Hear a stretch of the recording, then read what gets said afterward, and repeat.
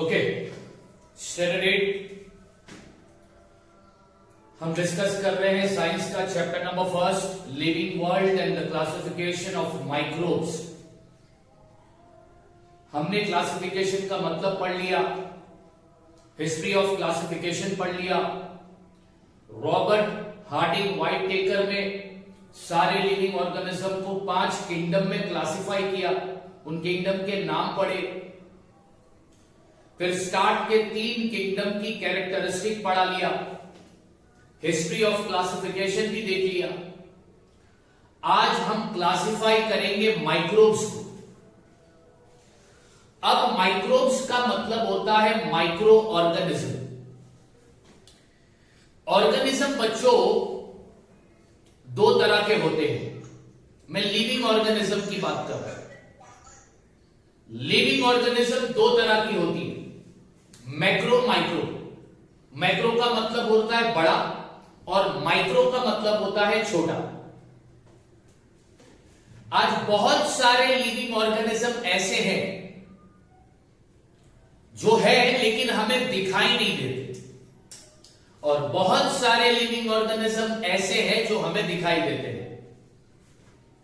दिखाई देने वाले living organism example human, animal, plant, birds, fish, insect etcetera. ये वो लिविंग ऑर्गेनिज्म है जो हमें दिखाई देते हैं इजीली। लेकिन कुछ लिविंग ऑर्गेनिज्म है जो हमें दिखाई नहीं देते लेकिन वो है। तो जो लिविंग ऑर्गेनिज्म को हमारी ये आंख देख नहीं सकती, उन लिविंग ऑर्गेनिज्म को कहा जाता है माइक्रो ऑर्गेनिज्म। और जितने भी लिविंग ऑर्गेनिज्म है इस दुनिया में, उनमें सबसे ज्यादा माइक्रो ऑर्गेनिज्म मौजूद है। इंसान से भी ज्यादा, एनिमल से भी ज्यादा, बर्ड से भी ज्यादा माइक्रो ऑर्गेनिज्म है प्रेजेंट। तो माइक्रो ऑर्गेनिज्म यानी वो ऑर्गेनिज्म बच्चों जो हमें दिखाई नहीं देता, उसको देखने के लिए हमको कोई इंस्ट्रूमेंट यूज करना पड़ेगा, माइक्रोस्कोप यूज करना पड़ेगा, तब जाकर वो ऑर्गेनिज्म हमको दिखाई देगा। अब माइक्रो ऑर्गेनिज्म को क्लासिफाई किया गया है, बांटा गया है 2 ग्रुप में। एक ग्रुप है प्रोकैरियोट और दूसरा ग्रुप है यूकैरियोट। माइक्रो ऑर्गेनिज्म को बांटा गया है 2 ग्रुप में। एक तो है प्रोकैरियोट और दूसरा है यूकैरियोट। कल के लेक्चर में मैंने तुम्हें प्रोकैरियोटिक सेल और यूकैरियोटिक सेल का मतलब बताया था। सेल 2 टाइप के होते हैं, प्रोकैरियोटिक, यूकैरियोटिक। उसी के बलबूते पर माइक्रो ऑर्गेनिज्म को भी 2 ग्रुप में क्लासिफाई किया, प्रोकैरियोट, यूकैरियोट। अब प्रोकैरियोट में कौन सा माइक्रो ऑर्गेनिज्म आ गया? बैक्टीरिया। और यूकैरियोट में कौन सा माइक्रो ऑर्गेनिज्म आया? प्रोटोजुआ, फंगाई, अलगे। बैक्टीरिया, प्रोटोजुआ, फंगाई, अलगे, ये माइक्रो ऑर्गेनिजम्स है जो हमारी ये आंखें देख नहीं सकती। उनको देखने के लिए माइक्रोस्कोप का इस्तेमाल करना पड़ेगा। तो प्रोकैरियोट में बैक्टीरिया आ गया, सारे बैक्टीरिया प्रोकैरियोट से, यानी बैक्टीरिया की जो सेल है वो प्रोकैरियोटिक सेल है। और प्रोटोजुआ, फंगाई और अलगे, इनका जो सेल होगा वो यूकैरियोटिक सेल है। इसलिए इन 3 को यूकैरियोट में डाला और बैक्टीरिया को प्रोकैरियोट में डाला। अच्छा, अब हम क्या पढ़ेंगे? अब हम बैक्टीरिया, प्रोटोजुआ, फंगाई, अलगे, इनका कैरेक्टरिस्टिक पढ़ेंगे, यानी कि इनकी खासियत पढ़ेंगे। खासियत पढ़ने से पहले मैंने यहां पर कुछ चीज लिखाई है, उस पर जरा नोट करना। यहां पर मैंने लिखाया है कि 1 metre is equal to 10⁶ micrometre. 1 metre कितना माइक्रोमीटर होता है? 10⁶। और ये साइन है माइक्रोमीटर की, ये यू नहीं है, ये माइक्रोमीटर की साइन है। ये जो साइन है यू नहीं पढ़ना, इसको माइक्रो पढ़ते हैं, M stand for metre. 1 metre कितना नैनोमीटर होता है? तो 1 मीटर 10⁻12 नैनोमीटर होता है और नैनोमीटर का सिंबल है एनएम, ये याद रखना है। तो चलो स्टार्ट करते हैं कैरेक्टरिस्टिक। पहली कैरेक्टरिस्टिक पढ़ेंगे अपन बैक्टीरिया की। बैक्टीरिया क्या है? Micro organism. बैक्टीरिया की साइज क्या होगी? 1 माइक्रोमीटर से लेकर तो 10 माइक्रोमीटर तक ये बैक्टीरिया की साइज होगी। बैक्टीरिया कितने सेल से बना है? 1 सेल से, इसलिए यूनिसेल्यूलर। वो इंडिपेंडेंट है, वो किसी पर डिपेंड नहीं रहते। वो पैरासाइटिक है। अब तुम बोलोगे सर पैरासाइटिक का मतलब क्या होता है? जो लिविंग ऑर्गेनिज्म किसी लिविंग ऑर्गेनिज्म के बॉडी के अंदर रहता है तो उसको हम पैरासाइटिक कहते हैं। जू, एग्जांपल दे रहा हूं, जू जो है वो एक लिविंग ऑर्गेनिज्म है जो हमारे बॉडी में रहती है, इसलिए जू को हम बोलते हैं पैरासाइटिक लिविंग ऑर्गेनिज्म। तो बैक्टीरिया पैरासाइटिक है, बैक्टीरिया 1 सेल से बना है, बैक्टीरिया इंडिपेंडेंट है, यानी वो किसी पर डिपेंड नहीं रहता। Sometime many bacteria form their colonies. कुछ बैक्टीरिया ऐसे हैं जो अपनी कॉलोनी बना देते हैं। कुछ बैक्टीरिया ऐसे हैं जो अपनी कॉलोनी बनाते हैं। Bacterial cell is prokaryotic. Bacteria का सेल किस टाइप का है? प्रोकैरियोटिक है। Reproduce by simple binary fission, यानी इनका जो रिप्रोडक्शन का मेथड है, इनका जो रिप्रोडक्शन का मेथड है वो किस मेथड से रिप्रोडक्शन करते हैं?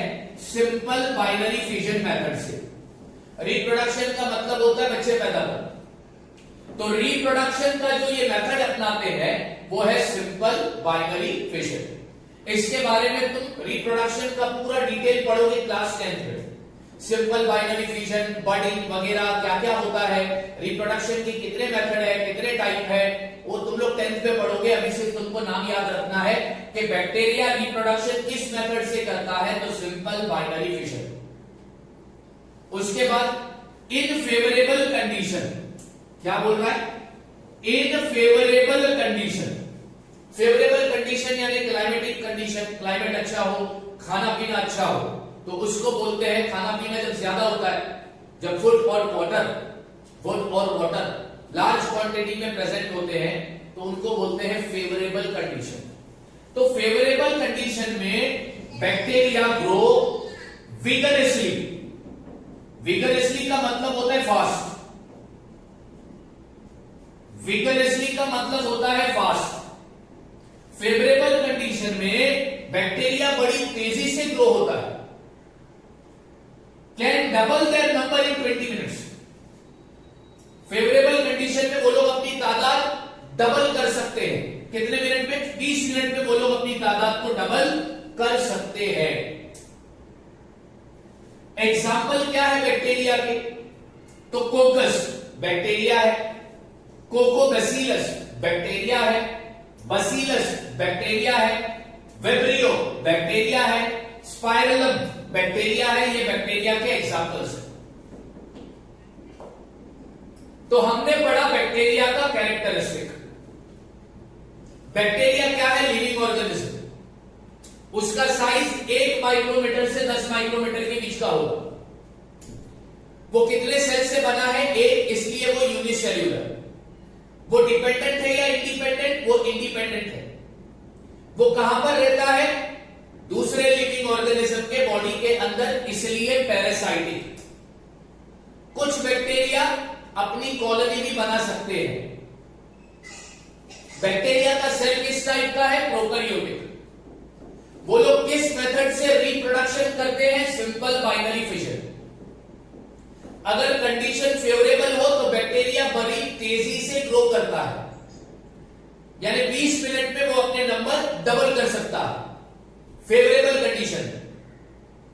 बैक्टीरिया के एग्जाम्पल दो, coccus, coccobacillus, bacillus, vibrio, spirillum etcetera. तो ये पढ़ लिया तुमने बैक्टीरिया का कैरेक्टरिस्टिक। अब दूसरा माइक्रो ऑर्गेनिज्म का कैरेक्टरिस्टिक पढ़ेंगे और उसका नाम है प्रोटोजुआ। प्रोटोजुआ क्या है? Micro organism. उसकी साइज क्या है? Approximately 200 micrometre. प्रोटोजुआ की साइज क्या है? Approximately 200 micrometre. दूसरी खासियत, प्रोटोजुआ कहां पर पाए जाते हैं? प्रोटोजुआ पाए जाते हैं सॉइल में, फ्रेश वाटर में, सी वाटर में। इसके अलावा प्रोटोजुआ और कहां पर पाए जाते हैं? Are found in the body of an organism and they are pathogenic. Pathogenic यानी हार्मफुल, डेंजरस। तो तुमको किसने सवाल पूछा कि प्रोटोजुआ कहां पर पाए जाते हैं? तो बोलना सॉइल में, फ्रेश वाटर में, सी वाटर में। कुछ प्रोटोजुआ लिविंग ऑर्गेनिज्म के अंदर भी पाए जाते हैं और वो प्रोटोजुआ पैथोजेनिक होते हैं यानी डेंजरस, हार्मफुल होते हैं हेल्थ के लिए। वो कितने सेल से बने हैं? एक, इसलिए यूनिसेल्यूलर। उनका सेल किस टाइप का होता है? प्रोकैरियोटिक या यूकैरियोटिक? यूकैरियोटिक। अब प्रोटोजुआ, प्रोटोजुआ के example amoeba, paramecium, euglena, plasmodium vivax, ये एग्जाम्पल है प्रोटोजुआ के। अब इन प्रोटोजुअन में, ये सब प्रोटोजुअन्स है, ये सारे प्रोटोजुआ है। अभी इनमें तुम्हें वेरिएशन मिलेगा, यानी बहुत सारी चीजें तुम्हें अलग देखने को मिलेगी। कौन सी चीजें अलग देखने को मिलेगी? Organ of locomotion. कल लोकोमोशन का मतलब बताया था मूवमेंट। और क्या चीज अलग देखने को मिलेगी? मोड ऑफ न्यूट्रिशन, यानी वो खाना कहां से खाते हैं। तो mode of nutrition, organ of locomotion, ये दो चीजें तुम्हें प्रोटोजुआ में अलग अलग देखने को मिलेगी। इसका मतलब सारे प्रोटोजुआ का organ of locomotion, mode of nutrition same नहीं होता, उनमें वेरिएशन है, तुम्हें चेंजेस देखने को मिलेंगे। ये प्रोटोजुआ की खासियत है।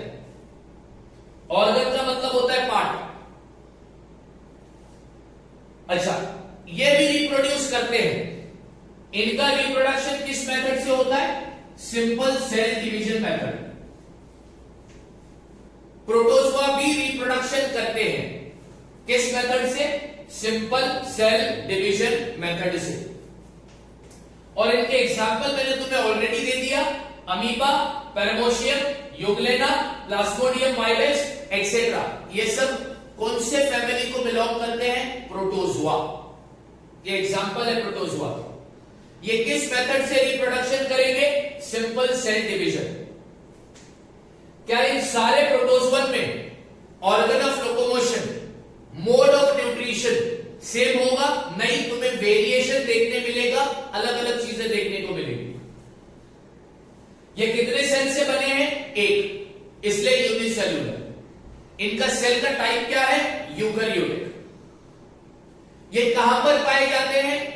सॉइल में, फ्रेश वाटर में, सी वाटर में। कुछ प्रोटोजुआ लिविंग ऑर्गेनिज्म के अंदर भी पाए जाते हैं और वो प्रोटोजुआ पैथोजेनिक होते हैं यानी डेंजरस, हार्मफुल होते हैं हेल्थ के लिए।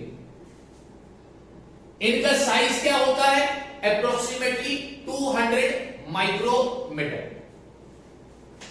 तो तुम लोगों ने अभी दो माइक्रो ऑर्गेनिज्म का कैरेक्टरिस्टिक पढ़ लिया। एक तो बैक्टीरिया का पढ़ लिया और दूसरा प्रोटोजुआ का पढ़ लिया। अब नेक्स्ट तुम क्या पढ़ोगे? अब नेक्स्ट में तुमको पढ़ाऊंगा फंगाई का characteristic.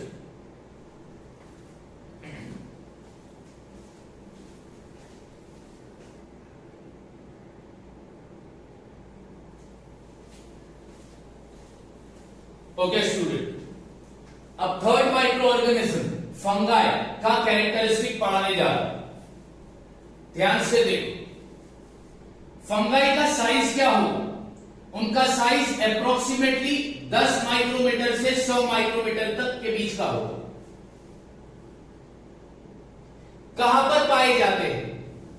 Found in decaying organic matter, waste matter and dead bodies of plant and animal. या तो प्लांट एंड एनिमल के डेड बॉडीज के अंदर मिलेंगे, या फिर ये डिकेइंग ऑर्गेनिक मैटर यानी वेस्ट ऑर्गेनिक मैटर के अंदर मिलेंगे।